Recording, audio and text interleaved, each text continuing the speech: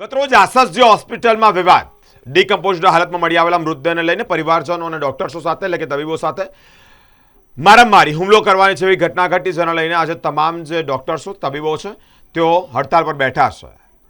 Emergency સેવા, emergency service સિવાય, emergency surgery સિવાય તમામ જે સેવાઓ છે તે સ્થગિત એટલે કે બંધ રાખવામાં આવી છે. ડોક્ટર્સો હડતાલ પર બેઠા હોય, જેને લઈને જ જોઈન્ટ પોલીસ કમિશનર તેમજ કલેક્ટર તેઓએ તબીબો સાથે એક બેઠક પણ યોજી છે. જુનિયર ડોક્ટર એસોસિએશનની હડતાલનું એલાન તેઓ દ્વારા કરવામાં આવ્યું છે. તમામ નોન ઇમરજન્સી કામથી તેઓ અળગા રહેશે. નોન ઇમરજન્સી સર્જરીનો પણ બહિષ્કાર કરશે. ગત રોજ કોલ્ડરૂમમાં મૃતદેહ લેવામાં આવ્યો હતો. ત્યાં લેવા ત્યારે પરિવારજનો જ્યારે આવ્યા હોય ત્યારે મૃતદેહ ડિકમ્પોઝડ હાલતમાં મળતાની સાથે બબાલ થઈ. હોસ્પિટલ સુપ્રિન્ટેન્ડન્ટ દ્વારા તપાસના આદેશ પણ અપાયા હતા. હડતાલ શરૂ થતાની સાથે જ કલેક્ટર અને જોઈન્ટ સીપી એટલે કે પોલીસ કમિશનરના અધ્યક્ષસ્થાને એક બેઠક પણ શરૂ થઈ છે. रेसिडेंट्स डॉक्टर साथ आ बैठक शुरू कराई है. आज हड़ताल इसलिए क्योंकि कल इंसिडेंट जो भी हुआ है वो तो नहीं होना चाहिए था.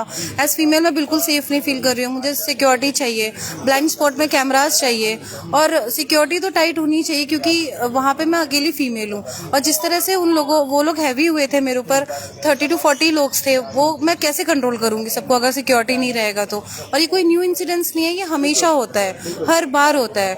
तो अगर हर बार मैं ये हड़ताल ये सब करने से क्या होगा? अगर सिक्योरिटी नहीं मिलेगी मुझे, तो मुझे सिक्योरिटी चाहिए, ब्लाइंड स्पॉट पे कैमरास चाहिए. एज फीमेल तो मैं बिल्कुल अभी राइट नाउ मैं बिल्कुल भी सेफ फील नहीं कर रही हूँ क्योंकि वहाँ पे मैं अकेली थी और 2 घंटे तक कोई सिक्योरिटी नहीं था, कोई भी नहीं. मैं अकेले वो 30 to 40 क्राउड्स को मेंटेन कर रही थी और मेरे साथ सर थे और वो सर को भी बोलना स्टार्ट कर दिया, उनका शर्ट फाड़ दिया. कंसल्टेंट सर है जो कि बहुत एक्सपीरियंस वाले सर है, उनका शर्ट फाड़ दिया गया. तो मैं फीमेल क्या कर लूँगी जब वो मेल कंट्रोल नहीं कर पा रहे हैं, तो मैं अकेली फीमेल कितना कंट्रोल कर पाऊंगी? बिल्कुल बनना चाहिए क्योंकि कहीं भी सेफ नहीं है फीमेल. अगर ऐसे ही चलता रहा तो फिर हम लोग कैसे करेंगे? मैं अदर स्टेट से आई हूँ यहाँ पे पीजी करने के लिए, तो मैं तो बिल्कुल भी अगर मैं अपना स्टेट छोड़ के यहाँ पे करने आई हूँ पीजी, तो मैं तो चाहूंगी ना, मेरे को सिक्योरिटी चाहिए, मेरे को वैसा कंफर्ट मिलना चाहिए. बट कल के इंसिडेंट से तो मैं बहुत इनसिक्योर हूँ अभी. तो ये हड़ताल कब तक जारी रहेगी? जब तक हमारी मांग पूरी नहीं होगी. આરજીકર ઘટનાના મુદ્દા પછી છેલ્લા 1.5 વર્ષમાં મેડિકલ કોલેજના કેમ્પસમાં વખત મીડિયા મિત્રો દ્વારા પણ ઘણીવાર જાણ કરવામાં આવેલ છે કે બંધ હાલતની સીસીટીવી, નિષ્ક્રિય સિક્યોરિટી ટીમ. અમુક વર્ષો જ્યારે વર્ષો પહેલાં અમે આંદોલન કર્યું ત્યારે હંગામી ધોરણે કોન્ટ્રાક્ટ બેઝિસ પર 2 મહિના સુધી લાઇટો લગાવવામાં આવી. એ લાઇટો તરત કેમ્પસમાંથી કાઢી નાખવામાં આવી. તો હાલમાં પણ મેડિકલ કોલેજના કેમ્પસમાં સીસીટીવીના પ્રશ્નો, ઇલ્યુમિનેશનના પ્રશ્નો, સિક્યોરિટીના નંબરના પ્રશ્નો, સિક્યોરિટી છે તો એના નિષ્ક્રિય સિક્યોરિટીના પ્રશ્નો.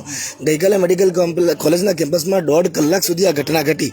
તો શું એ 1.5 કલાક દરમિયાન 30 સિક્યોરિટી ગાર્ડ ત્યાં આવીને ટોળાને છૂટું ના પાડી શકે? એક મહિલા તબીબ અને 2 તબીબોની સામે 40 માણસોનું ટોળું 1.5 કલાક સુધી આવું ધીંગાણું મચાવે, એ કેટલું વ્યાજબી, એ કેટલું યોગ્ય? તો અમારી સુરક્ષાનો મુદ્દો વર્ષોથી સળગતો રહ્યો છે. વર્ષોથી અમને આશ્વાસનો અને આપવામાં આવ્યા છે, પણ કોઈ કાયમી નિરાકરણ એનું મળ્યું નથી. તો જ્યાં સુધી કાયમી નિરાકરણ અમને ના મળે ત્યાં સુધી અમે એના પ્રયત્ન કરીશું. સુરભી સાહેબ, હવે લાગે છે ક્યાંક હવે લો બનવો જોઈએ.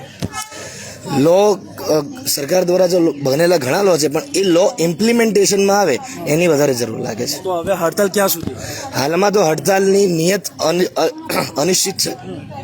અમારા સાથે ડૉક્ટર મિત્રો અને વડીલો સાથે અમે વિચાર વિમર્શ કરી આ હડતાલના ભવિષ્ય અંગે ચોક્કસથી જાણ કરીશું. કઈ કઈ સેવાઓ બંધ રહેશે?